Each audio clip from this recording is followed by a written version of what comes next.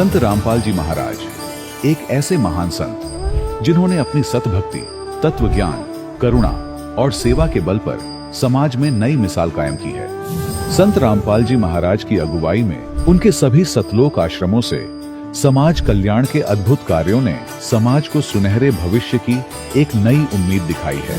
संत रामपाल जी महाराज से नाम दीक्षा लेने के बाद लाखों लोगों की लाइलाज बीमारियां जैसे कैंसर, एड्स आदि ठीक हुई। संत जी के ज्ञान से प्रेरित होकर उनके अनुयायियों ने लाखों यूनिट रक्तदान किया। संत जी ने लाखों बहन बेटियों का दहेज मुक्त विवाह करवाया।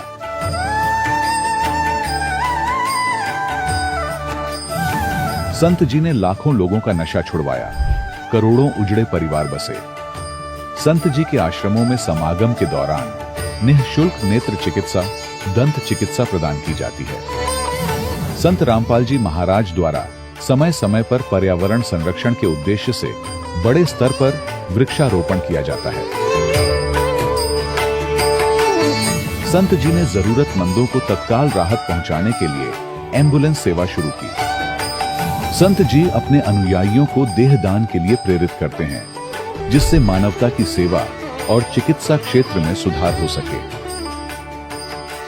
संत रामपाल जी महाराज के सभी आश्रमों में हर रोज निःशुल्क भंडारा आयोजित किया जाता है, जहां हर वर्ग, हर जाति और हर धर्म के लोग एक साथ बैठकर भोजन करते हैं।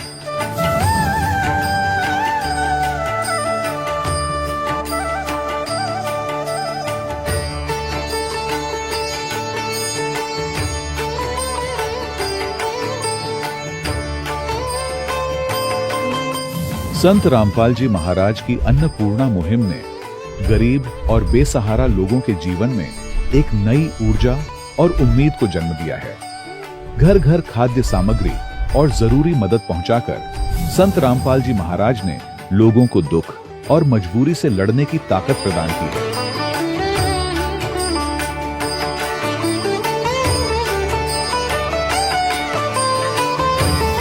संत रामपाल जी महाराज द्वारा गरीब लोगों के लिए घर बनवाने का अद्भुत कार्य एक ऐसी मिसाल कायम कर रहा है जो सदियों सदियों संत जी की उदारता और दया भावना के तौर पर जाना जाएगा।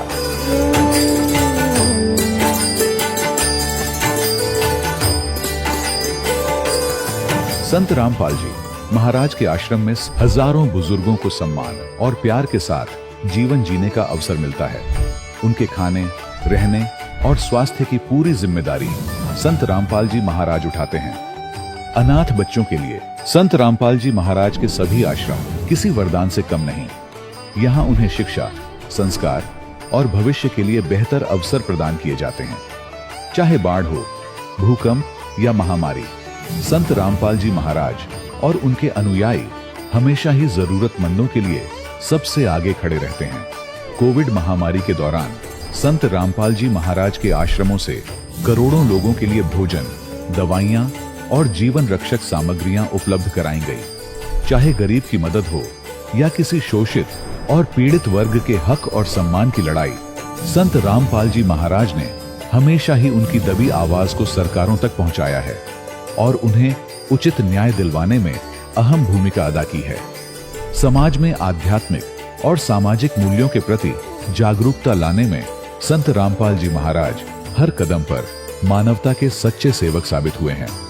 संत रामपाल जी महाराज का जीवन हमें सिखाता है कि सच्ची सेवा वही है जो निस्वार्थ भाव से की जाए। आइए हम भी इस महान सेवा के कार्य में इस महान संत से जुड़ें और संत रामपाल जी महाराज से नाम दीक्षा लेकर अपने जीवन को धन्य बनाएं।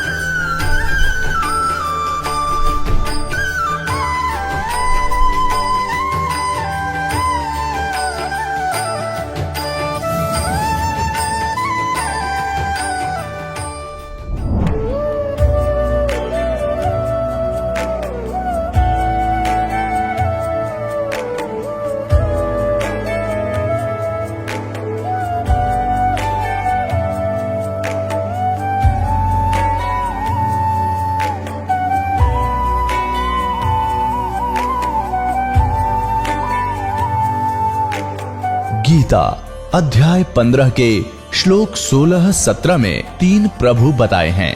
ये 3 प्रभु कौन हैं? किस प्रभु की शरण में जाने के पश्चात जन्म और मरण समाप्त हो सकता है? 3 प्रभुओं में सबसे उत्तम परमात्मा कौन है? कैसा है? उसका क्या नाम है? इन सभी गूढ़ रहस्यों को जानने के लिए अवश्य सुनिए जगत गुरु तत्वदर्शी संत रामपाल जी महाराज के अमृत वचन। सत साहिब दर्शकों, इंसान अपनी पूरी जिंदगी अपने धर्म में प्रचलित सभी प्रकार की साधनाएं करता है ताकि उसके घर में सुख शांति आए, बीमारियां दूर हों और जीवन की परेशानियां खत्म हो जाएं। लेकिन जब इन सब प्रयासों के बावजूद भी बीमारियां और परेशानियां उसके जीवन में बनी रहें, तो उसके मन में यह सवाल उठने लगता है कि क्या सच में मैं शास्त्र अनुसार भक्ति कर रहा हूं? दर्शकों, कुछ ऐसी ही कहानी थी लुधियाना, पंजाब की रहने वाली कांता जी की। कांता जी ब्राह्मण परिवार से हैं, जिन्होंने अपने धर्म की सभी परंपराएं निभाई, लेकिन फिर भी इनके जीवन की परेशानियां समाप्त नहीं हुई। इनके पति को गंभीर बीमारी हो गई, जिसको कोई डॉक्टर और न ही कोई धर्मगुरु ठीक कर सका। फिर एक दिन अचानक जब इन्हें संत रामपाल जी महाराज का शास्त्र अनुसार ज्ञान मिला और संत जी का ज्ञान समझकर जब इन्होंने नाम दीक्षा ली, तब इनके जीवन में चमत्कारिक बदलाव आने शुरू होने लगे। दर्शकों, आखिर संत रामपाल जी महाराज ने कांता जी को ऐसी कौन सी जड़ी बूटी दे दी जिससे कि इनके जीवन की सभी परेशानियां बिल्कुल समाप्त हो गईं? और क्यों आज करोड़ों लोग संत रामपाल जी महाराज को पूर्ण परमात्मा मान रहे हैं? आखिर इसके पीछे की सच्चाई क्या है? आइए सुनते हैं कांता जी की कहानी, इन्हीं की जुबानी। माता जी नमस्कार। सत साहिब भाई साहब। जी क्या नाम है आपका? मेरा नाम कांता रानी है। कहाँ से आए हैं जी आप? मैं पिंड बगली कलां, तहसील समराड़ा, जिला लुधियाना, पंजाब तो। संत रामपाल जी महाराज से नाम दीक्षा आपने कब ली? 26 जनवरी 2014 को। संत रामपाल जी महाराज की शरण में आने से पहले आप क्या भक्ति साधनाएं करते थे? जो भी परंपराएं हैं हिंदू समाज में सभी हम करते थे और लोगों को भी करवाते थे। हम सरनेम से, हम ब्राह्मण जाति, जो दंत कथा सुनी सुनाई उसके मुताबिक हम ब्राह्मण जाति से बिलोंग करते हैं। वो सभी जो मतलब हिंदू समाज में परंपराएं होती हैं लोगों से भी करवाते थे, आप भी करते थे। आप क्या काम करते हैं? मैं आंगनबाड़ी वर्कर हूँ। हम आपसे जानना चाहेंगे कि संत रामपाल जी महाराज की शरण में आप कैसे आए? संत रामपाल जी महाराज की शरण में ਸਾਡੇ ਨਾਲ ਸਾਡੇ ਗੁਆਂਢੀਆਂ ਦਾ ਘਰ ਹੈ, ਉਹ ਹੈਗੇ ਨੇ ਸ਼੍ਰੀਮਤੀ ਮਧੂਪ੍ਰਿਆ ਜੀ, ਡੀਓ ਰਿਟਾਇਰ ਨੇ। ਉਹ ਆਪਣੇ ਮਕਾਨ ਦੀ ਚਾਬੀ ਮੈਨੂੰ ਸੰਭਾਲ ਕੇ ਗਏ ਸੀ। ਉਹਨਾਂ ਨੇ ਮੈਨੂੰ ਮਤਲਬ ਫੋਨ ਤੇ ਦੱਸਿਆ ਕਿ ਇਸ ਚੈਨਲ ਤੇ ਪ੍ਰੋਗਰਾਮ ਆਉਂਦਾ ਹੈ। ਸੰਤ ਰਾਮਪਾਲ ਜੀ ਦਾ ਨਾਮ ਨਹੀਂ ਉਹਨਾਂ ਨੇ ਲਿਆ, ਵੀ ਉਹਨਾਂ ਦਾ ਪ੍ਰੋਗਰਾਮ ਆਉਂਦਾ, ਤੁਸੀਂ ਉਹ ਪ੍ਰੋਗਰਾਮ ਦੇਖਿਆ ਕਰੋ। ਮੈਂ ਉਹਨਾਂ ਨੂੰ ਕਿਹਾ ਵੀ ਇਹ ਪ੍ਰੋਗਰਾਮ ਦੇ ਵਿੱਚ ਕੀ ਹੈ? ਉਹ ਕਹਿੰਦੇ ਵੀ ਮੈਨੂੰ ਤਾਂ ਮਤਲਬ ਹੁਣ ਪਤਾ ਲੱਗਿਆ ਵੀ ਆ ਬ੍ਰਹਮਾ ਵਿਸ਼ਨੂੰ ਮਹੇਸ਼ ਕ੍ਰਿਸ਼ਨ ਭਗਵਾਨ ਰਾਮਚੰਦਰ ਵੀ ਇਹ ਤਾਂ ਰੱਬ ਹੈ ਨਹੀਂ। ਜਦ ਉਹਨਾਂ ਨੇ ਇਸ ਤਰ੍ਹਾਂ ਕਿਹਾ ਮੈਨੂੰ ਇੱਕਦਮ ਗੁੱਸਾ ਲੱਗਿਆ, ਮੈਨੂੰ ਦਿਲ ਨੂੰ ਧੱਕਾ ਲੱਗਿਆ ਵੀ ਉਹ ਇਹ ਗੱਲ ਕਿਉਂ ਕਹਿ ਰਹੇ ਨੇ। ਵੀ ਸਾਡੇ ਜਿਹੜੇ ਬਜ਼ੁਰਗ ਸੀ, ਸਿਆਣੇ ਸੀ ਸਾਡੇ, ਵੀ ਅੱਜ ਤੱਕ ਉਹਨਾਂ ਨੂੰ ਮੰਨਦੇ ਆ ਗਏ ਵੀ ਇਹਨਾਂ ਨੇ ਨਵਾਂ ਗਿਆਨ ਕਿੱਥੋਂ ਸਿੱਖ ਲਿਆ ਵੀ ਇਹ ਬ੍ਰਹਮਾ ਵਿਸ਼ਨੂੰ ਮਹੇਸ਼ ਇਹ ਤਾਂ ਪ੍ਰਮਾਤਮਾ ਹੈ ਹੀ ਨਹੀਂ। ਮੈਂ ਉਹਨਾਂ ਨੂੰ ਕਿਹਾ, ਮੈਂ ਕਿਹਾ ਵੀ ਤੁਸੀਂ ਆਪਣਾ ਗਿਆਨ ਆਪਣੇ ਕੋਲ ਰੱਖੋ, ਤੁਸੀਂ ਮੈਨੂੰ ਇਹ ਗੱਲ ਨਾ ਕਹੋ। ਉਹ ਕਹਿੰਦੇ ਵੀ ਮੈਂ ਤਾਂ ਉਹਨਾਂ ਤੋਂ ਦੀਕਸ਼ਾ ਲੈ ਲਈ। ਮੈਂ ਕਿਹਾ ਵੀ ਤੁਸੀਂ ਦੀਕਸ਼ਾ ਲੈ ਲਈ ਹੋਣੀ ਆ, ਵੀ ਮੇਰੇ ਸੰਤ ਤਾਂ ਸਿੱਧਸਰ ਸਿਓੜੇ ਵਾਲੇ ਸੰਤ ਬਲਵੰਤ ਸਿੰਘ ਸਿੱਧਸਰ ਸਿਓੜੇ ਵਾਲੇ ਨੇ, ਵੀ ਮੈਨੂੰ ਤੁਸੀਂ ਅੱਜ ਗੱਲ ਕਹਿਤੀ, ਮੈਨੂੰ ਤੁਸੀਂ ਗੁੰਮਰਾਹ ਨਾ ਕਰੋ, ਮੇਰੇ ਤਾਂ ਗੁਰੂ ਹੈਗੇ ਨੇ। ਉਸਕੇ ਬਾਅਦ ਮੈਂ 4-5 ਮਹੀਨੇ ਮਤਲਬ ਉਹ ਪ੍ਰੋਗਰਾਮ ਨੂੰ ਦੇਖਿਆ ਨਹੀਂ। ਉਸ ਤੋਂ ਬਾਅਦ ਇੱਕ ਦਿਨ ਅਚਨਚੇਤ ਤੇ ਚੈਨਲ ਲੱਗ ਗਿਆ। ਮੈਂ ਕਿਹਾ ਵੀ ਕਿਤੇ ਇਹੀ ਤਾਂ ਨਹੀਂ ਉਹ ਕਹਿੰਦੇ ਸੰਤ ਰਾਮਪਾਲ ਜੀ ਮਹਾਰਾਜ ਜੀ ਕਹਿੰਦੇ। ਜਦ ਮੈਂ ਦੇਖਿਆ ਉਹਨਾਂ ਨੇ ਮੈਨੂੰ ਉਹੀ ਮਤਲਬ ਮੈਂ ਦੇਖਿਆ ਤੇ ਸੰਤ ਰਾਮਪਾਲ ਜੀ ਮਹਾਰਾਜ ਜੀ ਦਾ ਮੈਂ ਪ੍ਰੋਗਰਾਮ ਸੁਣਿਆ। 1 ਦਿਨ ਸੁਣਿਆ, 2 ਦਿਨ ਸੁਣਿਆ, ਮੈਂ ਲਗਾਤਾਰ 10 ਦਿਨ ਸੁਣਿਆ। ਮੇਰੇ ਸਾਡੇ ਤੱਕ ਪਾਠ ਖੋਲ੍ਹਤੇ, ਮੈਂ ਸਾਰੇ ਪਰਿਵਾਰ ਨੂੰ ਵੀ ਸੁਣਨ ਲਾਤਾ ਵੀ ਤੁਸੀਂ ਵੀ ਇਹ ਪ੍ਰੋਗਰਾਮ ਦੇਖੋ। ਤੇ ਅਸੀਂ ਦੇਖਦੇ ਗਏ ਸਾਨੂੰ ਉਹ ਦਿਨ ਆਉਣ ਦੇ ਵਿੱਚ ਆਵੇ ਵੀ ਅਸੀਂ ਕਿਹੜੀ ਘੜੀ ਜਾ ਕੇ ਆਸ਼ਰਮ ਚੋਂ ਜਾ ਕੇ ਗੁਰੂ ਜੀ ਦੇ ਦਰਸ਼ਨ ਕਰੀਏ, ਨਾਮ ਲੈ ਲਈਏ। ਉਸ ਤੋਂ ਬਾਅਦ ਮਤਲਬ ਮੇਰੀ ਕਦੇ ਵੋਟਾਂ 'ਚ ਡਿਊਟੀ ਆ ਜਾਵੇ, ਕਦੇ ਮੈਂ ਪਲਸ ਪੋਲੀਓ 'ਚ ਮੇਰੀ ਡਿਊਟੀ ਆ ਜਾਵੇ, ਕਦੇ ਮਰਦਮਸ਼ੁਮਾਰੀ 'ਚ ਆ ਜਾਵੇ, ਮੈਨੂੰ ਉਹ ਦਿਨ ਆਉਣ 'ਚ ਨਾ ਆਵੇ। ਤੇ ਪਹਿਲਾਂ ਮੇਰਾ ਬੇਟਾ 20 ਜਨਵਰੀ ਨੂੰ ਜਾ ਕੇ ਮਤਲਬ ਨਾਮ ਲੈ ਆਇਆ ਤੇ 26 ਜਨਵਰੀ 2014 ਨੂੰ ਮੈਂ ਤੇ ਮੇਰੇ ਹਸਬੈਂਡ, ਜਿਨ੍ਹਾਂ ਦੇ ਮਤਲਬ ਕਿ ਬ੍ਰੇਨ ਹੈਮਰਜ ਹੋਇਆ ਸੀ, ਉਹਨਾਂ ਦੇ ਨਾਲ ਮਤਲਬ ਉਹਨਾਂ ਦਾ ਇੱਕ ਪਾਸਾ ਖੜ ਗਿਆ ਸੀ। ਅਸੀਂ ਇੰਨੀ ਬੁਰੀ ਹਾਲਤ ਵਿੱਚ ਉਹਨਾਂ ਨੂੰ ਲੈ ਕੇ ਬਹੁਤ ਮੁਸ਼ਕਲ ਨਾਲ ਪਹੁੰਚੇ ਸੀ। ਪਹਿਲਾਂ ਮੇਰਾ ਭਰਾ ਉਹਨਾਂ ਨੂੰ ਲੈ ਕੇ ਜਾਣ ਵਾਲਾ ਕੋਈ ਵੀ ਨਹੀਂ ਸੀ। ਮੇਰੇ ਬੇਟੇ ਨੂੰ ਕਿਤੇ ਕੰਮ ਸੀਗਾ ਤੇ ਅਚਨਚੇਤ ਮੇਰਾ ਭਰਾ ਅਪ੍ਰੈਲ ਦੇ ਵਿੱਚੋਂ ਆਉਣਾ ਸੀ ਤੇ ਉਹ ਮਤਲਬ ਕਿ ਜਨਵਰੀ ਦੇ ਵਿੱਚ ਗੁਜਰਾਤ ਦੇ ਵਿੱਚੋਂ ਆ ਗਿਆ। ਇਹੋ ਜਿਹਾ ਚਮਤਕਾਰ ਸਾਡੇ ਨਾਲ ਹੋ ਗਿਆ। ਮੇਰੇ ਭਰਾ ਨੇ ਗੱਡੀ ਦੇ ਵਿੱਚੋਂ ਇਹਨਾਂ ਨੂੰ ਚੁੱਕ ਕੇ ਹੀ ਲਾਇਆ। ਜਦੋਂ ਕਿ ਤੁਸੀਂ ਮੇਰਾ ਭਰਾ ਦੇਖੋ ਬਹੁਤ ਕਮਜ਼ੋਰ ਹੈ, ਇਹ ਇਹਨਾਂ ਦਾ 6 ਫੁੱਟ ਕੱਦ ਹੈ। ਉਹਨਾਂ ਨੇ ਇੰਨੀ ਪ੍ਰਮਾਤਮਾ ਦੀ ਕਿਰਪਾ ਹੋਈ, ਉਹਨਾਂ ਨੂੰ ਗੱਡੀ ਦੇ ਵਿੱਚ ਚੱਕ ਕੇ ਮੇਰੇ ਹਸਬੈਂਡ ਨੂੰ ਉਹਨਾਂ ਨੇ ਲਾ ਲਿਆ। ਜੇ ਤੁਸੀਂ ਦੇਖੋ ਤਾਂ ਮਤਲਬ ਜੇ ਉਹਨਾਂ ਦੀ ਉਸ ਵੇਲੇ ਦੀ ਹਾਲਤ ਦੇਖੋ ਤੇ ਅੱਜ ਉਹਨਾਂ ਦੀ ਹਾਲਤ ਦੇਖੋ ਤਾਂ ਤੁਸੀਂ ਹੈਰਾਨ ਰਹਿ ਜਾਓਗੇ ਵੀ ਇਹ ਉਹੀ ਬੰਦਾ ਜਿਹੜਾ ਇਹ ਉਦੋਂ ਲੈ ਕੇ ਗਏ ਸੀਗੇ ਇਹਨਾਂ ਨੂੰ। ਐਸੀ ਇਹਨਾਂ ਦੀ ਕਿਰਪਾ ਹੋਈ। ਬਸ ਉਸ ਤੋਂ ਬਾਅਦ ਸਾਡੇ ਤੇ ਪ੍ਰਮਾਤਮਾ ਨੇ ਸੁੱਖਾਂ ਦੀ ਝੜੀ ਲਾਤੀ। संत रामपाल जी महाराज से नाम दीक्षा लेने के बाद आपको क्या लाभ मिले? ਸਭ ਤੋਂ ਬੜਾ ਤਾਂ ਲਾਭ ਇਹ ਹੈ ਜੀ, ਜਿਹੜੇ ਅਸੀਂ ਭਟਕਦੇ ਫਿਰਦੇ ਸੀਗੇ, ਮੈਂ ਗੀਤਾ ਨੂੰ ਅਣਗਿਣਤ ਵਾਰ ਪੜ੍ਹਿਆ ਸੀ। ਗੁਰੂ ਗ੍ਰੰਥ ਸਾਹਿਬ ਨੂੰ ਮੈਂ 4.5 ਮਹੀਨੇ ਚ ਅਰਥਾਂ ਸਮੇਤ ਪੜ੍ਹਿਆ ਸੀਗਾ। ਉਹ ਸਾਨੂੰ ਸਾਰੇ ਅਰਥ ਸਮਝ ਆ ਗਏ। ਗੀਤਾ ਦੇ ਮਤਲਬ ਇੱਕ ਇੱਕ ਅਰਥ ਸਾਨੂੰ ਸਮਝ ਲੱਗ ਗਿਆ। ਸਾਨੂੰ ਸੰਤ ਰਾਮਪਾਲ ਜੀ ਮਹਾਰਾਜ ਨੇ ਮਤਲਬ ਜੋ ਸ਼ਰ ਪੁਰਸ਼, ਅਕਸ਼ਰ ਪੁਰਸ਼, ਪਰਮ ਅਕਸ਼ਰ ਪੁਰਸ਼, ਸਾਨੂੰ ਬਿਲਕੁਲ ਇਹਨਾਂ ਬਾਰੇ ਗਿਆਨ ਨਹੀਂ ਸੀ। ਉਹ ਸਾਰਾ ਸਮਝ ਆ ਗਿਆ ਵੀ ਕਿਸ ਪਰਮਾਤਮਾ ਦੀ ਸ਼ਰਨ 'ਚ ਜਾਣਾ ਚਾਹੀਦਾ, ਪਰਮਾਤਮਾ ਨੂੰ ਪਾਉਣ ਦਾ ਮੰਤਰ ਕਿਹੜਾ, ਉਹ ਸਾਨੂੰ ਸਾਰਾ ਪਤਾ ਲੱਗਿਆ। ਮਤਲਬ ਸਾਨੂੰ ਸਾਰਾ ਸਮਝ ਆ ਗਿਆ ਜਿਹੜਾ ਗੁਰੂ ਗ੍ਰੰਥ ਸਾਹਿਬ ਦੇ ਵਿੱਚ ਲਿਖਿਆ ਸੀਗਾ, ਇੱਕ ਓਂਕਾਰ ਸਤਿਗੁਰ ਪ੍ਰਸਾਦ, ਜਿਹਦੇ ਵਿੱਚ ਮੈਂ ਉਹਨਾਂ ਦਾ ਅਰਥਾਂ ਦਾ ਇਹ ਮਤਲਬ ਕੱਢਦੀ ਸੀ। ਮੈਂ ਉਹਦੇ ਵਿੱਚ ਅਰਥਾਂ ਸਮੇਤ ਮੈਂ ਪੜ੍ਹਿਆ ਸੀ ਗੁਰੂ ਗ੍ਰੰਥ ਸਾਹਿਬ ਨੂੰ। ਉਹਦੇ ਵਿੱਚ ਲਿਖਿਆ ਸੀ ਇੱਕ ਓਂਕਾਰ ਸਤਿਗੁਰ ਪ੍ਰਸਾਦ। ਜਗ੍ਹਾ ਜਗ੍ਹਾ ਤੇ ਆਉਂਦਾ ਕਿ ਪਰਮਾਤਮਾ ਇੱਕ ਹੈ। ਉਹ ਕਿਹਦੇ ਦੁਆਰਾ ਪ੍ਰਾਪਤ ਹੁੰਦਾ ਹੈ? ਗੁਰੂ ਦੁਆਰਾ ਪ੍ਰਾਪਤ ਹੁੰਦਾ ਹੈ। ਉਹ ਮੈਂ ਪੜ੍ਹਿਆ। ਪਰ ਸੰਤ ਰਾਮਪਾਲ ਜੀ ਮਹਾਰਾਜ ਜੀ ਦੀ ਸ਼ਰਨ 'ਚ ਆਉਣ ਤੋਂ ਬਾਅਦ ਮੈਨੂੰ ਪਤਾ ਲੱਗਿਆ ਵੀ ਉਹ 3 ਮੰਤਰ ਦੇ ਕੋਡ ਵਰਡ ਸੀਗੇ। ਓਮ ਤਤ ਸਤ, ਜੋ ਗੀਤਾ ਦੇ ਵਿੱਚ ਲਿਖਿਆ ਹੋਇਆ ਓਮ ਤਤ ਸਤ, ਇੱਕ ਓਂਕਾਰ, ਸਤਨਾਮ ਕਰਤਾ ਪੁਰਖ, ਉਹ ਤਿੰਨੋਂ ਮੰਤਰ ਦੇ ਕੋਡ ਵਰਡ ਗੁਰੂ ਗ੍ਰੰਥ ਸਾਹਿਬ ਦੇ ਸੀ। ਉਹ ਮੈਨੂੰ ਸੰਤ ਰਾਮਪਾਲ ਜੀ ਮਹਾਰਾਜ ਜੀ ਦੀ ਸ਼ਰਨ, ਤਤਵਦਰਸ਼ੀ ਸੰਤ ਰਾਮਪਾਲ ਜੀ ਮਹਾਰਾਜ ਜੀ ਦੀ ਸ਼ਰਨ ਵਿੱਚ ਆਉਣ ਤੋਂ ਬਾਅਦ ਪਤਾ ਲੱਗਿਆ। संत रामपाल जी महाराज की शरण में जो भी लोग जाते हैं उनका कहना है कि पहले वो बहुत नशा करते थे, लेकिन जब संत रामपाल जी महाराज की शरण में वो गए तो उनका नशा दूर हो गया। आपके साथ क्या अनुभव रहा जब आपके घर वाले संत रामपाल जी महाराज की शरण में चले जाते हैं, नाम दीक्षा ले लेते हैं? ਹਾਂਜੀ, ਮੈਂ ਬਚਪਨ ਤੋਂ ਹੀ ਮਤਲਬ ਬੀੜੀ ਤੋਂ ਬਹੁਤ ਨਫ਼ਰਤ ਕਰਦੀ ਸੀ। ਮੇਰੇ ਪਿਤਾ ਜੀ ਬੀੜੀ ਪੀਂਦੇ ਸੀ। ਸਾਡਾ ਆਪਸ 'ਚ ਬਹੁਤ ਖਿੱਚਾ ਤਾਣੀ ਰਹਿੰਦੀ ਸੀ। ਮੈਂ ਉਹਨਾਂ ਨੂੰ ਗੁੱਸੇ ਹੁੰਦੀ ਸੀ ਵੀ ਤੁਸੀਂ ਬੀੜੀ ਨਾ ਪੀਆ ਕਰੋ। ਮੈਂ ਉਹਨਾਂ ਦੇ ਭਾਂਡੇ ਵੀ ਅਲੱਗ ਕੱਢਤੇ ਸੀਗੇ ਵੀ ਤੁਸੀਂ ਬੀੜੀ ਨਾ ਪੀਆ ਕਰੋ। ਮੈਨੂੰ ਮਜ਼ਾਕ ਕਰਦੇ ਹੁੰਦੇ ਸੀ, ਕਹਿੰਦੇ ਵੀ ਜੇ ਤੇਰੇ ਘਰ ਵਾਲਾ ਬੀੜੀ ਪੀਂਦਾ ਹੋਇਆ ਫਿਰ ਤੂੰ ਕੀ ਕਰੇਂਗੀ। ਉਹੀ ਗੱਲ ਹੋਈ, ਮੇਰੇ ਘਰ ਵਾਲਾ ਬੀੜੀ ਪੀਂਦਾ ਸੀ। ਸਾਡੀ ਬਹੁਤ ਆਪਸ 'ਚ ਖਿੱਚਾ ਤਾਣੀ ਰਹਿੰਦੀ ਸੀ। ਮੈਂ ਬਹੁਤ ਰੋਕਦੀ ਸੀ ਵੀ ਤੁਸੀਂ ਬੀੜੀ ਨਾ ਪੀਆ ਕਰੋ, ਪਰ ਇਹ ਬੀੜੀ ਪੀਣ ਤੋਂ ਹਟਦੇ ਨਹੀਂ ਸੀ। ਕਾਫੀ ਦੇਰ ਮੇਰੇ ਕਲੇਸ਼ ਕਰਨ ਤੋਂ ਬਾਅਦ ਵੀ ਕੁਛ ਦਿਨ ਬੀੜੀ ਛੱਡ ਕੇ ਫੇਰ ਪੀਣ ਲੱਗ ਜਾਂਦੇ ਸੀਗੇ। ਪਰ ਸੰਤ ਰਾਮਪਾਲ ਜੀ ਮਹਾਰਾਜ ਜੀ ਦੇ ਗਿਆਨ ਸੁਣਨ ਤੋਂ ਬਾਅਦ ਮਤਲਬ ਉਹ ਖੁਦ ਅੱਜ ਰੋਂਦੇ ਨੇ, ਉਹਨਾਂ ਦੇ ਅੱਖਾਂ 'ਚੋਂ ਹੰਝੂ ਆ ਜਾਂਦੇ ਨੇ। ਉਹ ਕਹਿੰਦੇ ਵੀ ਜੇ ਇਹ ਗਿਆਨ ਮੈਨੂੰ ਪਹਿਲਾਂ ਮਿਲ ਜਾਂਦਾ, ਪਰ ਮੈਨੂੰ ਇਸ ਢੰਗ ਨਾਲ ਕਿਸੇ ਨੇ ਨਹੀਂ ਸਮਝਾਇਆ ਵੀ ਜਿਸ ਤਰ੍ਹਾਂ ਗੁਰੂ ਸੰਤ ਰਾਮਪਾਲ ਜੀ ਮਹਾਰਾਜ ਦੱਸਦੇ ਨੇ ਵੀ ਤੁਹਾਡੇ ਅੰਦਰ ਚੈਨਲ ਲੱਗੇ ਹੋਏ ਨੇ, ਜੇਕਰ ਤੁਸੀਂ ਇਹੋ ਜਿਹਾ ਨਸ਼ਾ ਕਰੋਗੇ ਤਾਂ ਮਤਲਬ ਉਹ ਜਿਹੜੇ ਦੇਵੀ ਦੇਵਤਾ ਤੁਹਾਨੂੰ ਕੋਈ ਲਾਭ ਨਹੀਂ ਦੇਣਗੇ, ਮਤਲਬ ਤੁਹਾਡੇ ਨੁਕਸਾਨ ਹੀ ਹੋਣਗੇ। ਵੀ ਜੇ ਇਸ ਤਰ੍ਹਾਂ ਮੈਨੂੰ ਕੋਈ ਸਮਝਾਉਂਦਾ ਤਾਂ ਮੈਂ ਬੀੜੀ ਨੂੰ ਬਿਲਕੁਲ ਵੀ ਟੱਚ ਨਾ ਕਰਦਾ। माता जी, आपने संत रामपाल जी महाराज जी को ही अपना गुरु क्यों बनाया?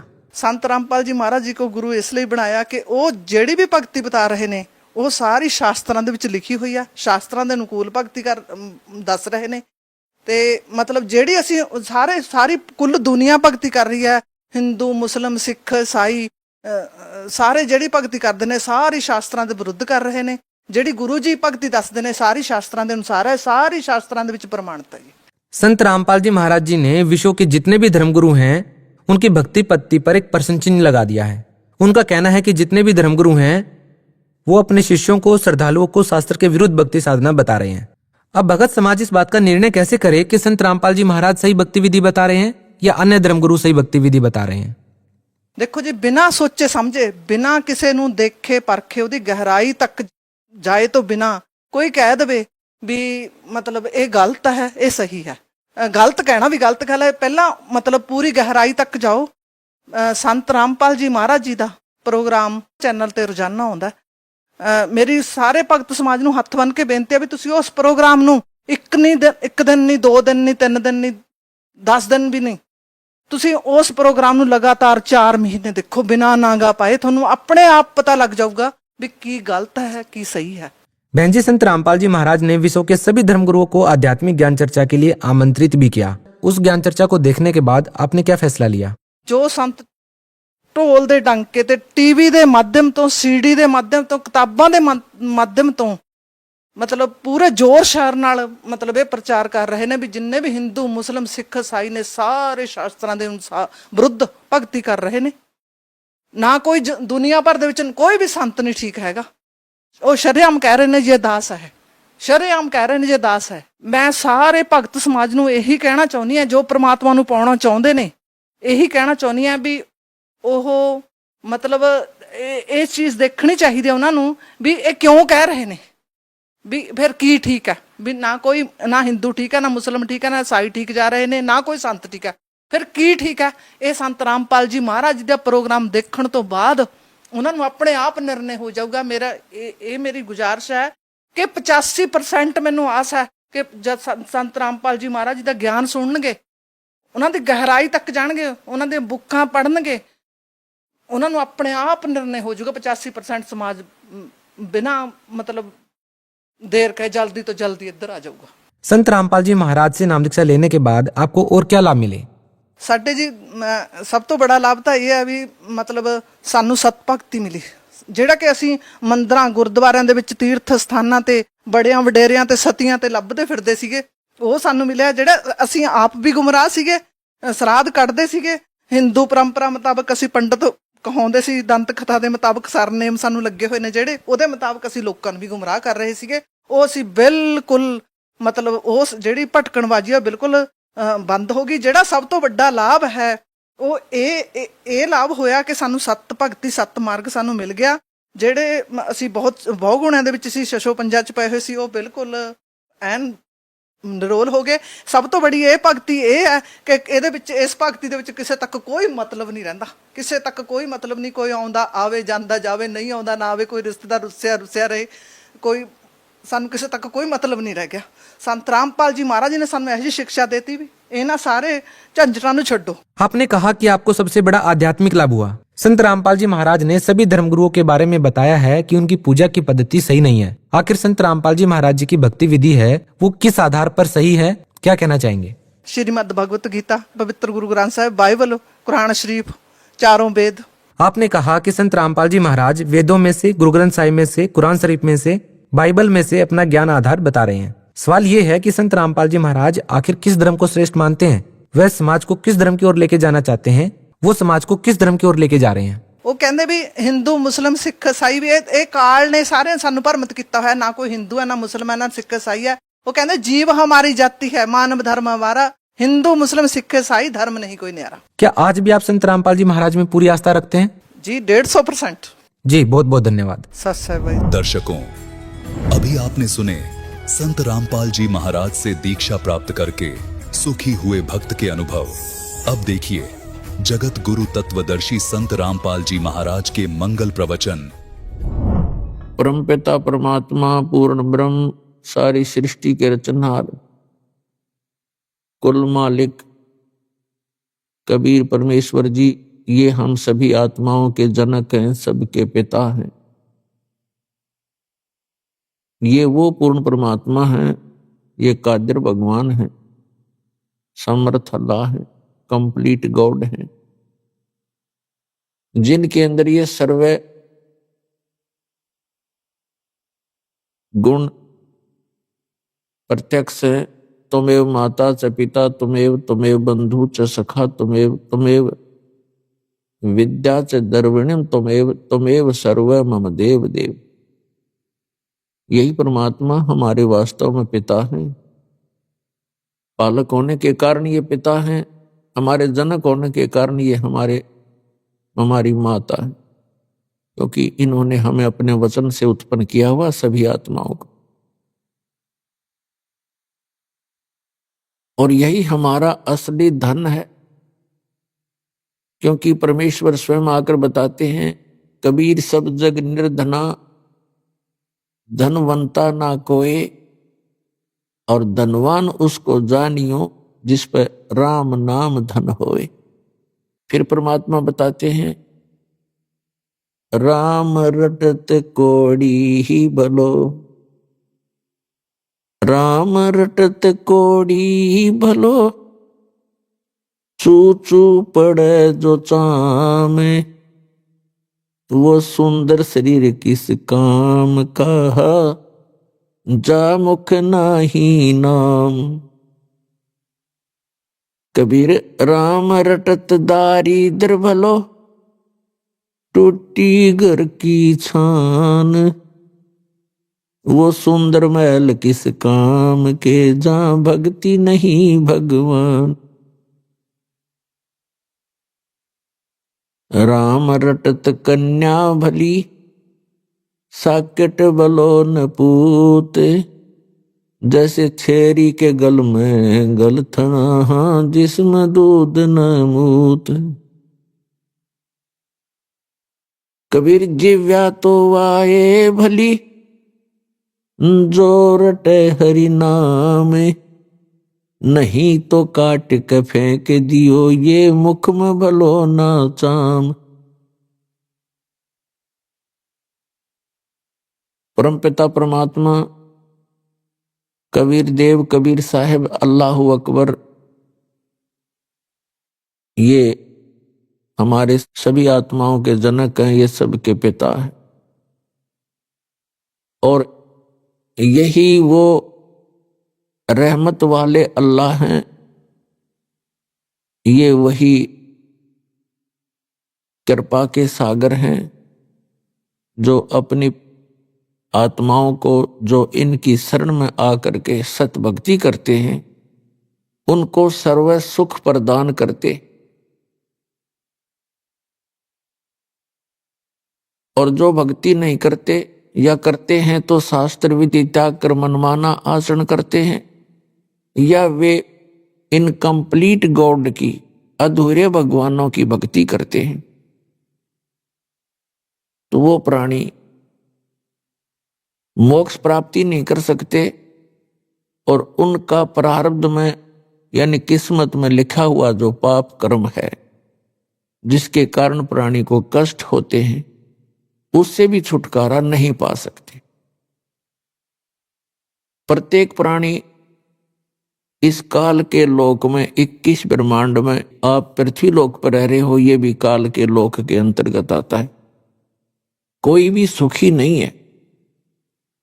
परमात्मा ने बताया कि आप झूठे सुख को सुख कहते हो। आप किस बात को सुख मान बैठे हो? पैसा हो, बढ़िया कोठी हो, कार हो, संतान हो, बस आप इसको मौज मानते हो, इसको आप सुख मानते हो। लेकिन आप भूल जाते हो बगैर तत्व ज्ञान के, जिनके ये सर्व सुख थे, उनका किसी का पुत्र मर गया, किसी की पुत्री विधवा हो गई, किसी की पुत्री मृत्यु हो गई, और कईयों के तो परिवार के परिवार दुर्घटना में नष्ट हो जाते हैं। तो फिर कहाँ गई वो मौज? उसमें ध्यान नहीं आता हमारे को कि ये कैसे बिजली गिर रही है। क्यों तो हम मर रहे हैं, क्यों जन्म रहे हैं, इसके पीछे कारण क्या है? तो ये परमात्मा ने आके बताया, जो हमारे पिता हैं, और हम गलती से यहां आ गए थे इस काल के साथ मेला देखने, और इस मेले में हम भी चल गए, अपने परमात्मा से भी छुट गए। अब वो परमात्मा यहां आता है हमें समझाने के लिए कि जिस स्थान पर आप रह रहे हो, ये स्थायी स्थान नहीं है। ये तो एक मेला है। कोई 10 वर्ष रह सकता है, कोई 20 वर्ष, कोई 50 वर्ष, कोई 60 और 100 वर्ष। उसके बाद सभी ने यहां से जाना पड़ेगा। और यहां आप एक दूसरे से अस्थायी तौर पर जुड़े हुए हो, जैसे मेले में मित्र बन जाते हैं। आपका परिवार इतना ही समझो। तो वो आकर जब हमें बताना चाहते हैं, तो हम यहां इस काल के जाल में फंस चुके होते हैं। और ये काल एक विलियन है, खलनायक है। इसकी चेष्टा रहती है कि यहां मेरे जाल में फंसे हुए सभी आत्माओं को इतना भ्रमित कर दूं कि ये अपने पिता को पहचान भी ना सके। और इसने ऐसा ही कर रखा है। जब वो परमात्मा यहां आते हैं स्वयं, तो उस समय हम उसको पहचान नहीं पाते, और झूठे ज्ञान के आधार से, भ्रमित ज्ञान के आधार से हम अपने ही पिता का विरोध करके इस काल कसाई के जाल में फंसे ही रह जाते। वो परमात्मा स्वयं आते हैं और अपना ज्ञान कराने की चेष्टा भी कराते हैं और हमें यह भी बताना चाहते हैं कि तुम यहाँ के वासी नहीं हो और ये तुम्हारा सही ठिकाना नहीं है। क्या बताते हैं कि पहले गए, जो पहले मृत्यु को प्राप्त हो चुके हैं, उन्होंने तो कभी किसी को आकर बताया नहीं हम कहाँ गए, और शेष जो बचे हैं ये भी ऐसे ही चले जाएंगे। और जो भक्ति साधना, जो क्रियाएं आप आजीवन करते हो, ये इस काल के जाल में फंसे रहने की सुव्यवस्था है। उसके लिए सत भक्ति करनी पड़ती है, उस साहेब की भक्ति करनी पड़ती है, समर्थ भगवान की, कंप्लीट गॉड की। और वो भक्ति केवल वो स्वयं ही आकर बताते हैं। जब वो बताने आते हैं तब तक हम इन नकली गुरुओं, आचार्यों, शंकराचार्यों, काजी और मुल्लाओं और इन पीरों के द्वारा इतने भ्रमित कर दिए जाते हैं कि हम परमात्मा के उस ज्ञान को स्वीकार नहीं कर सकते, नहीं कर पाते। पुण्यात्माओं, इसके पीछे क्या कारण रहा कि हम सभी अशिक्षित थे और प्रत्येक धर्म के धर्मगुरु कुछ एक व्यक्ति होते थे जिनको हम ये मानते थे कि ये सभी सदग्रंथों से, अपने अपने धर्म के सदग्रंथों से पूर्ण परिचित हैं, विद्वान पुरुष हैं, जिस कारण से हमने उनके किसी भी बात पर डाउट नहीं हुआ, अविश्वास नहीं हुआ। और अभी तक हम उनके द्वारा दिए गए लोकवेद, दंत कथा को आधार मानकर अपना जीवन जी रहे थे। परमात्मा को पता था कि ये तब तक मुझे नहीं पहचान पाओगे जब तक ये स्वयं शिक्षित ना होंगे।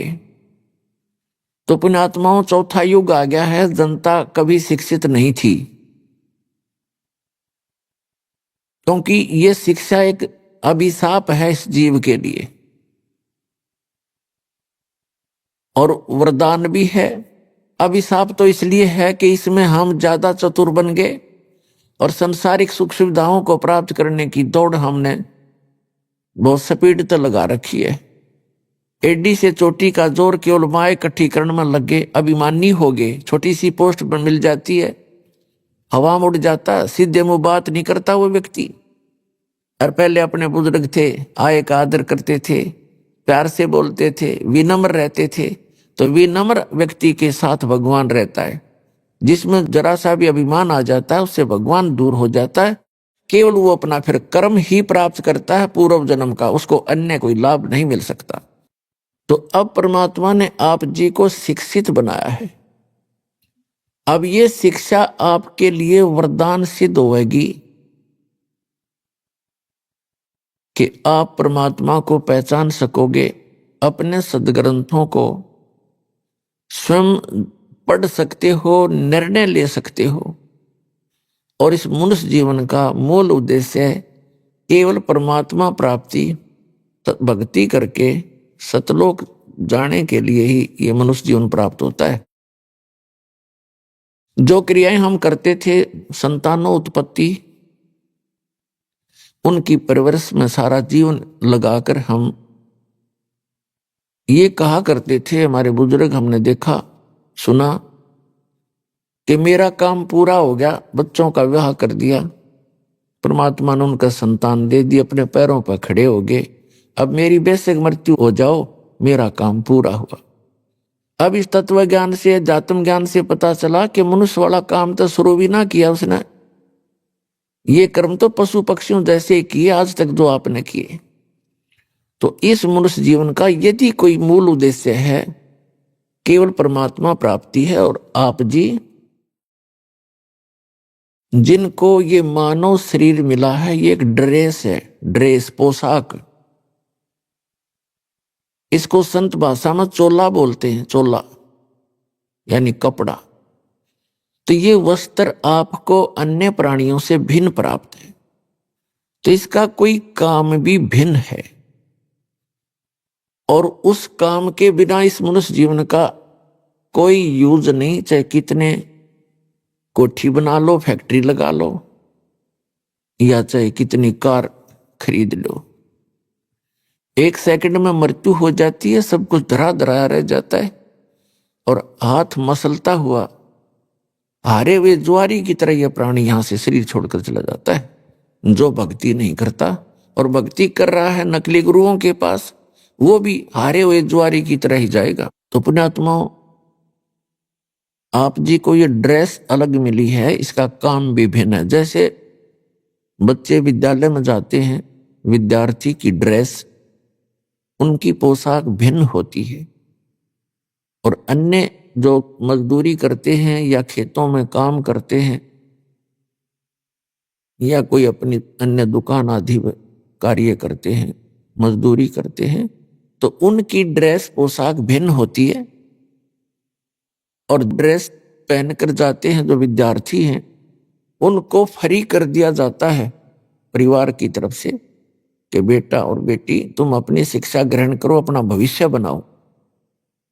और यदि वो बच्चे उस शिक्षा काल में, विद्यार्थी जीवन में अपना उद्देश्य को ध्यान में ना रखकर, पढ़ाई ना करके कोई सिनेमा देखता है, कोई ताश खेलता है या कोई ऐसे ही गप्पे मारता रहता है, तो उनको फिर बाद में बहुत पछताना पड़ता है जब उनका विद्यार्थी जीवन समाप्त हो जाता है। एक समय एक व्यक्ति सड़क के ऊपर, रोड के ऊपर वहां मिट्टी डाल रहा था, मजदूरी कर रहा था। वहीं पर उसी रोड का इंचार्ज एक एक्सियन आया, एग्जीक्यूटिव इंजीनियर, और वो जब आकर इंस्पेक्शन करके चला गया, तब वो टोकरी डाल रहा व्यक्ति, वो मजदूर कहता है कि ये एक्सियन, इसका ये नाम है, ये मेरा सहपाठी था, मेरा क्लास फेलो था, मेरे कर्म फूट गए, मैं पढ़ा को नहीं, बकवाद करता रहा, सिनेमा देखता रहा।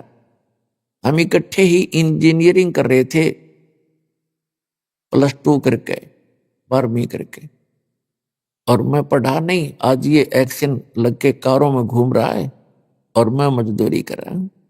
तो परमात्मा कहते हैं आप यूं पछताओगे जिनको मानव शरीर प्राप्त है।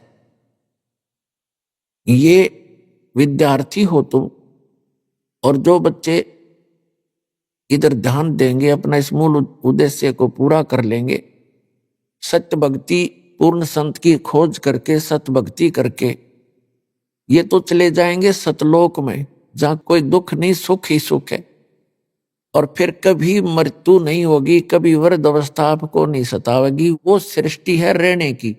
ये तो सजा प्राप्त प्राणी यहां पर डाल दिए गए हैं जिन्होंने वहां गलती की थी एक बार। तो जो यहां से सत भक्ति करके चले जाएंगे तो वो तो सुख पाएंगे उस जो पढ़कर एक्शन लग गया, और दूसरे दुख पाओगे जो इस मनुष्य जीवन के अंदर केवल राजनीति में, कोठी बनाने में, बंगले बनाने में, घूटी सूटी लाने में और बेमतलब की बकवाद करके अपना जीवन व्यर्थ कर जाते हैं। वो ऐसे पछताएंगे जैसे वो मजदूर पछता रहा था, फिर गधे कुत्ते बनकर मजदूर लगेंगे। इसलिए परमात्मा ने आकर स्वयं ज्ञान दिया है कि आप भक्ति करो, और जो भक्ति नहीं करते वो चाहे भले ही आज आपको सुखी नजर आते हैं, वो उनके पूर्व जन्म की शुभ कर्मों की बैटरी चार्ज है, आगे चार्जर लग नहीं रहा। तो जब तक पूर्व जन्म की बैटरी चार्ज है, यानी पुण्य कर्म है, वो उनके चलेंगे, तब तक तो उसको कोई परेशानी नहीं होगी। और जब परेशानी आने लगेगी, बैटरी डिस्चार्ज होगी, पुण्य क्षीण हो जाएंगे, फिर उस पर कहर पे कहर टूटेंगे। तो इसलिए जो आज सुखी है उसको भी चार्जर लगाना पड़ेगा, यानी सद्भक्ति रूपी ये साधना इस दास से प्राप्त करनी पड़ेगी, क्योंकि विश्व के अंदर इस दास के अतिरिक्त किसी के पास सत्भक्ति नहीं और सच्चा ज्ञान नहीं, सब गलत ज्ञान प्रचार कर रहे हैं। और इसके अंदर कोई मान बढ़ाई नहीं करनी चाहिए, क्योंकि हम कई प्रकार से भ्रमित हो गए। जैसे किसी व्यक्ति ने किसी भयंकर रोग की दवाई खोज ली तो उसके पास दवाई लेनी चाहिए, चाहे राष्ट्रपति का रोग हो उसने भी जाना चाहिए, इसमें क्या दिक्कत है। तो थोड़ी सी भी बुद्धि से काम आप लोगे तो ना अभिमान सतावेगा, आपको अपना कल्याण नजर आवेगा, तो तुरंत आकर के नाम लीजिए। परमात्मा कहते हैं मन तू पावेगा अपना किया रे, भोगेगा अपना किया रे। मन तू पावेगा अपना किया रे, भोगेगा अपना किया रे। राजा राम की कार उलंगी, गई सीता लंक मजारी। राजा राम की कार उलंगी, गई सीता लंक मजारे। सेतु बंधा जब सेना उतरी, चढ़ गए पद्म 18, मन तू पावेगा अपना किया रे, भोगेगा अपना किया रे। लंका तोड़ी बेलंका रे तोड़ी, वो अहि रावण से मारे। लंका तोड़ी बेलंका रे तोड़ी, अहि रावण से मारे।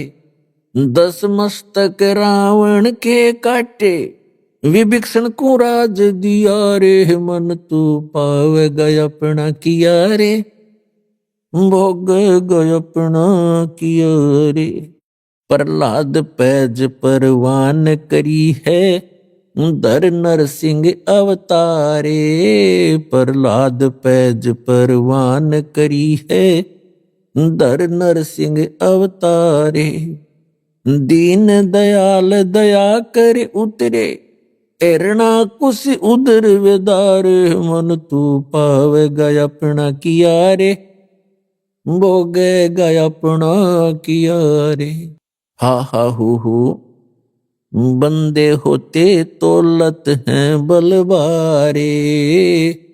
आहा हु बंदे होते तौलत हैं बलवारे। गज और गरा बने भव सागर, 10 सेंस अधिकार। मन तू पावेगा अपना किया रे, भोगेगा अपना किया रे। भाई श्वास घटो बलहीन भयो जद, खेच लिया मजदारे। श्वास घटा बलहीन भयो जद, खेच लिया मजदारे। अर्ध नाम रसना से टेरा, वो सुमृत है रंकारे। मन तू पावेगा अपना किया रे, भोगेगा अपना किया रे। भाई नारद मुनि तरकाली रे योगी, जिन मन गर्भ किया रे। नारद मुनि तरकाली रे योगी, जिन मन गर्भ किया रे। पल में पूत बहतर जाए, ये रोवत केस उपाड़े। मन तू पावेगा अपना किया रे, भोगेगा अपना किया रे। भाई कृष्ण गुरु दुर्वासा होते, 56 कोटि सिंगारे। कृष्ण गुरु दुर्वासा रे होते, 56 कोटि सिंगारे।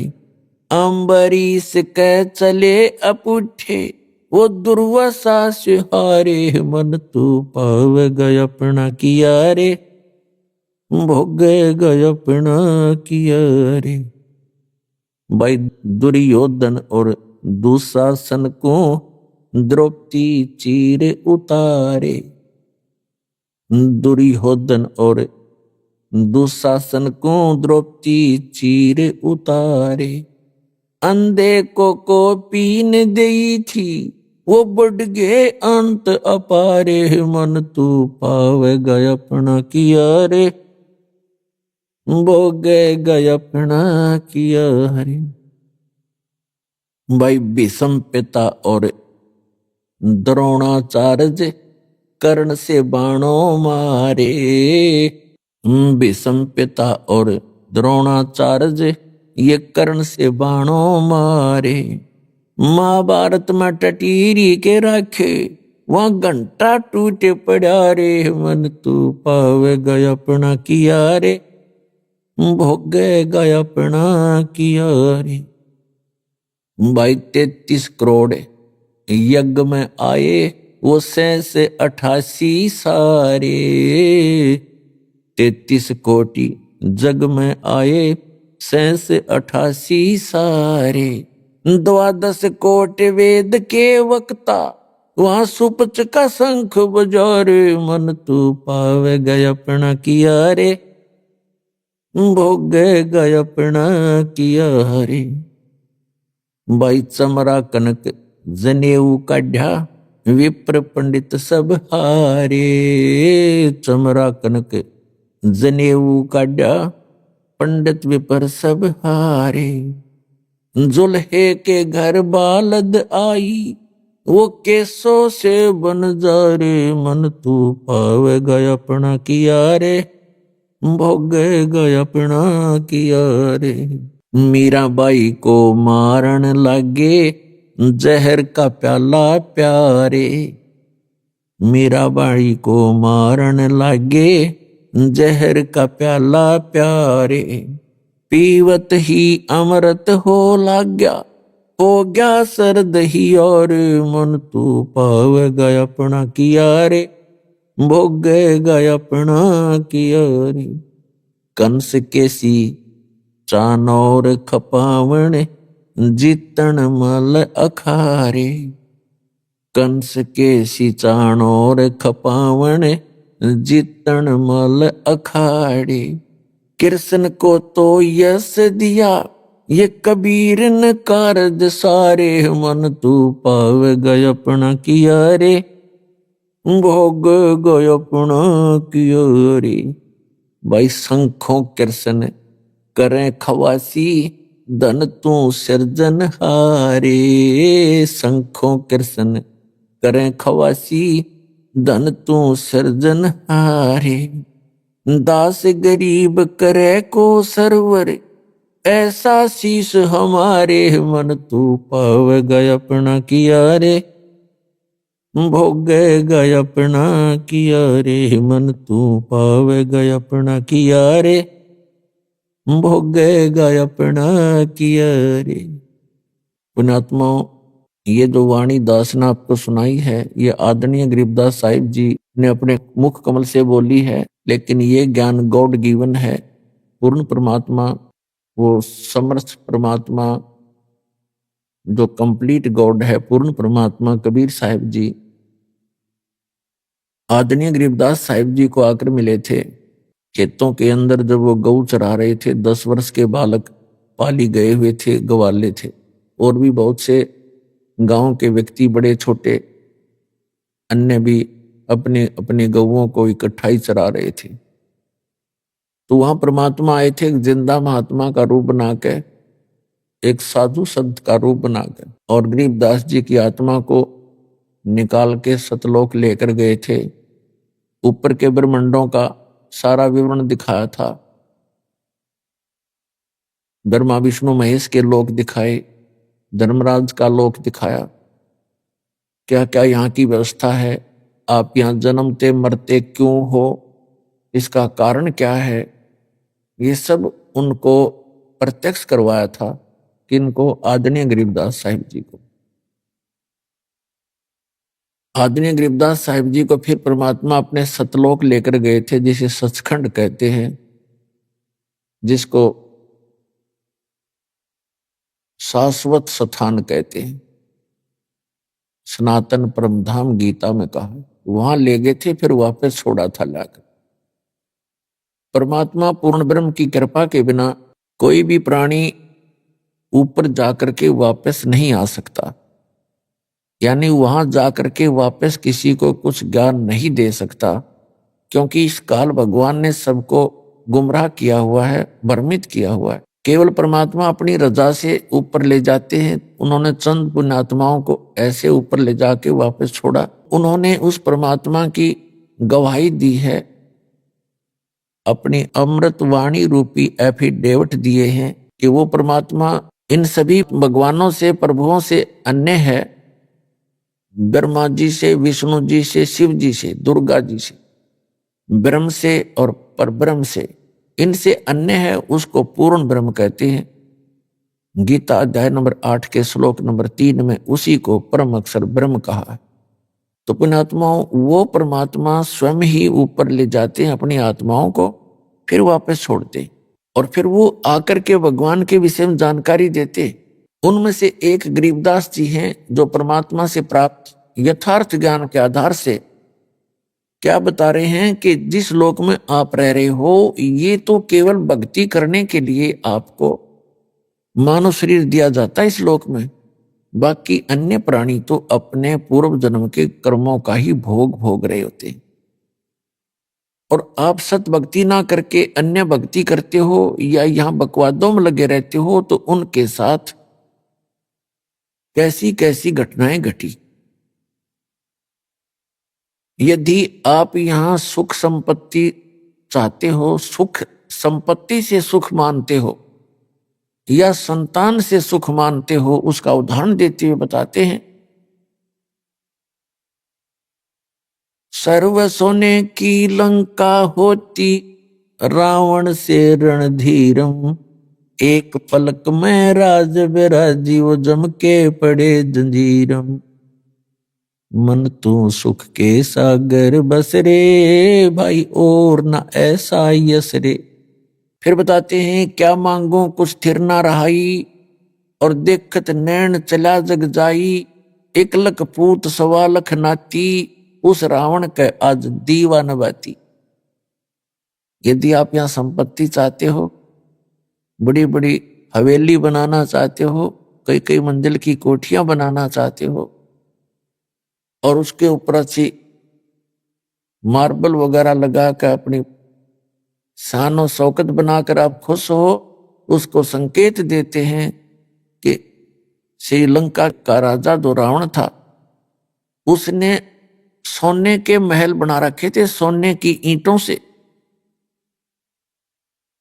और उसके 1 लाख पुत्र थे।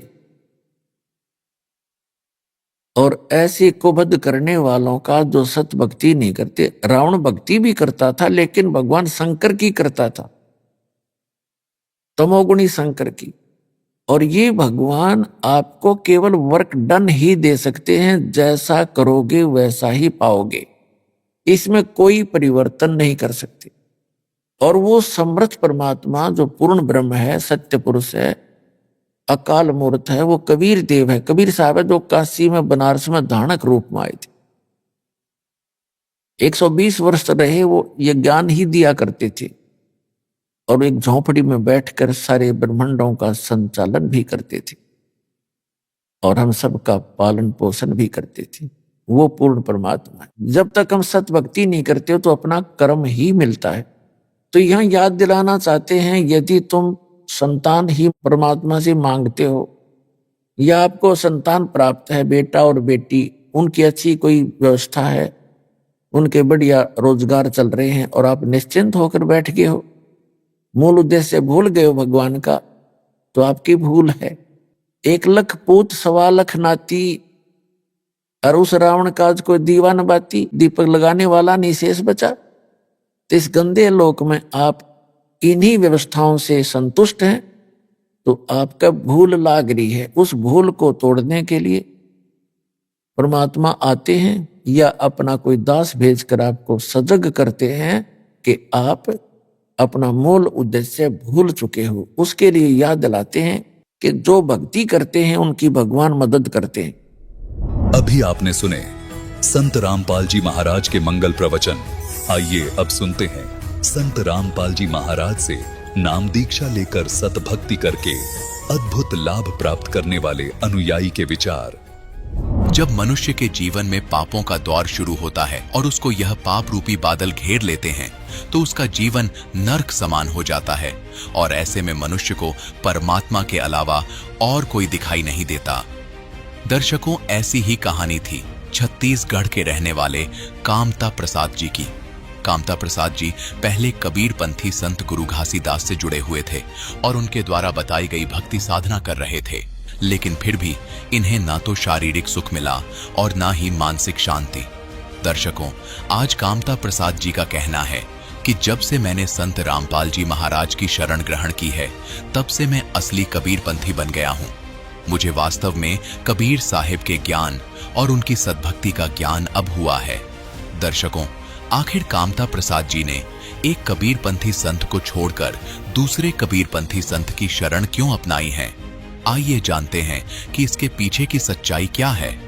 सुनते हैं कामता प्रसाद जी की कहानी, उन्हीं की जुबानी।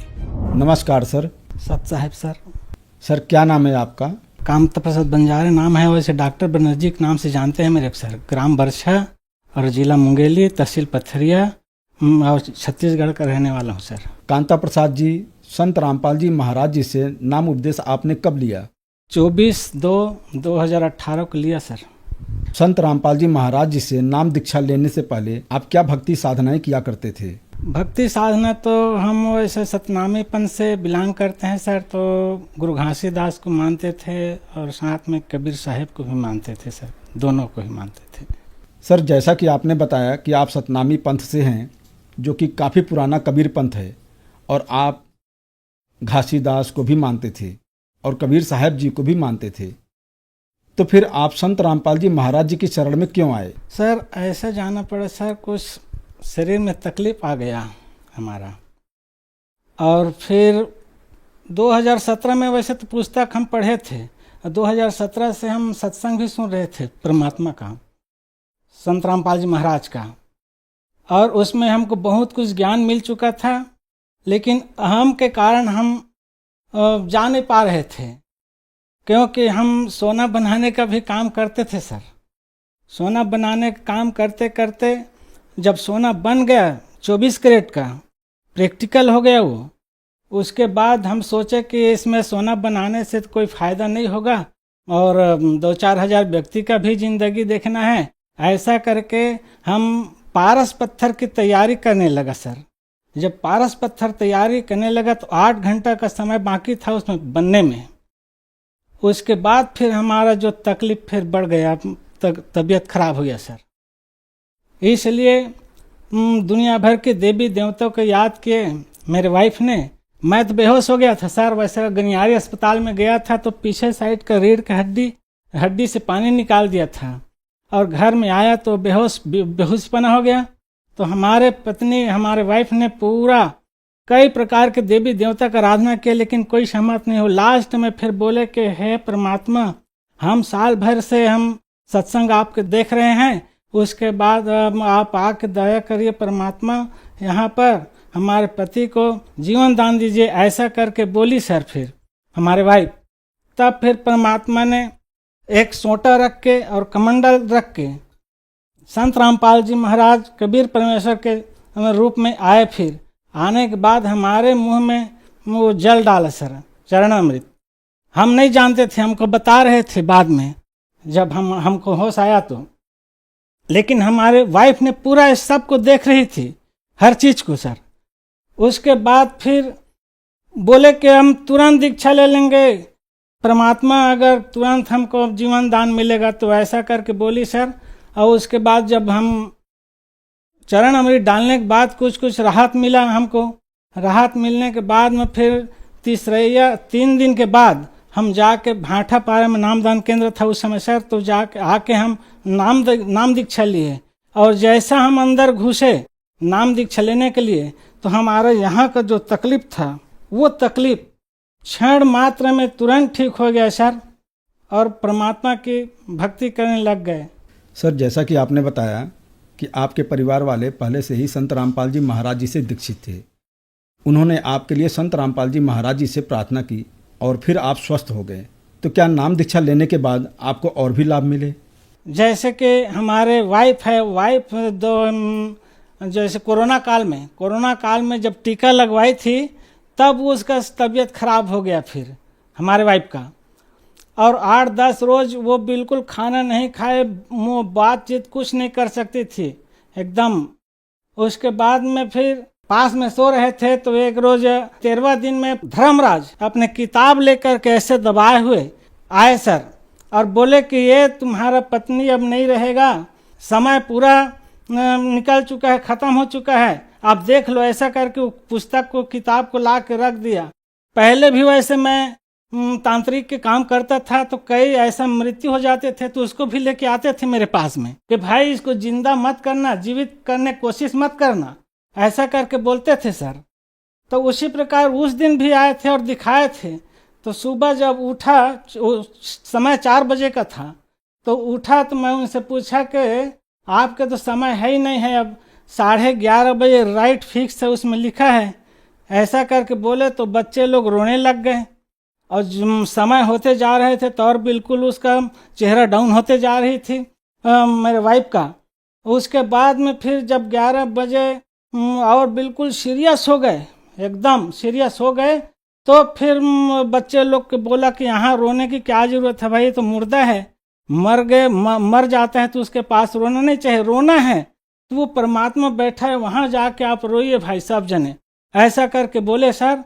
तो वहाँ जाके गद्दी के पास में जाके फिर रोने लगे। तब फिर परमात्मा 11:40 में ठीक फिर आया और वहाँ जब उठ नहीं सकती थी, बैठ नहीं सकती थी, वो खुद उठ के बैठ गई और बोलने लगे कि यहाँ से खिसको खिसको, मेरा पिताजी आ गया, मेरा परमात्मा आ गया मेरा। ऐसा करके संत रामपाल जी को संबोधन किया सर, और हाथ को ऐसा किया तो प्रसाद भी आ गया उसके हाथ में और चरण अमृत भी आ गया, जिसको जगत के लोग भी देखे। वो तो फिर वो उसको जीवन दान मिला वहीं पर परमात्मा आने के बाद। ये लाभ हुआ सर हमको।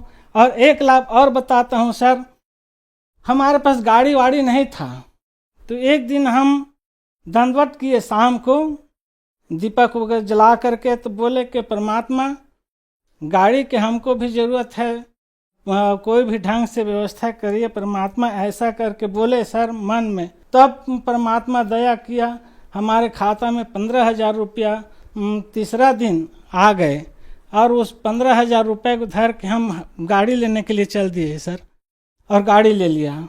यही हमको लाभ हुआ है सर। पेट में गैस था और यहाँ सूजन हो गया था मेरा, तो कई डॉक्टर को दिखाया तो कई डॉक्टर तो ये बोलते थे कि आप तो यहाँ से हम भेजते हैं मरीज तो उसको ठीक कर देते, तो हम आपके लिए क्या दवाई करेंगे, ऐसा करके बोलते थे सर। तो गनियारी, फिर लास्ट में गनियारी गए, गनियारी में रीढ़ की हड्डी से पानी निकाल दिया। सर, संत रामपाल जी महाराज जी से नाम दीक्षा लेने के बाद आपको बहुत सारे लाभ मिले, तो सर ऐसा कैसे संभव हो पा रहा है कि जो भी श्रद्धालु संत रामपाल जी महाराज जी से नाम उपदेश लेते हैं उनको तुरंत ही लाभ मिलने शुरू हो जाते हैं? सर ऐसा है, ये भक्ति मार्ग सबसे बड़ा चीज़ है भक्ति मार्ग में सर, क्योंकि संत रामपाल जी महाराज है वो शास्त्र अनुकूल भक्ति बता रहा है, जो शास्त्र में बिल्कुल प्रमाणित है, एक एक ठो उसको बता रहा है, उस नाम वो नाम देता है, उसमें पावर है, शक्ति है सर। तो बड़े बड़े रोग है, बड़े बड़े बीमारी है, वो कट जाता है। इसलिए हमारा पेट का जो बीमारी था वो भी कट गया सर, परमात्मा की दया कर दिया संत रामपाल जी ने। सर, संत रामपाल जी महाराज जी से नाम उपदेश कैसे लिया जा सकता है? सर आजकल तो कई चैनलों में सत्संग आता है और उसके नीचे पीली पट्टी चलती है, उसमें नंबर रहता है सर, उस नंबर से आप कांटेक्ट करके अपने नज़दीकी नामदान केंद्र से पता करके आप दीक्षा ले सकते हैं सर। धन्यवाद सर। साहेब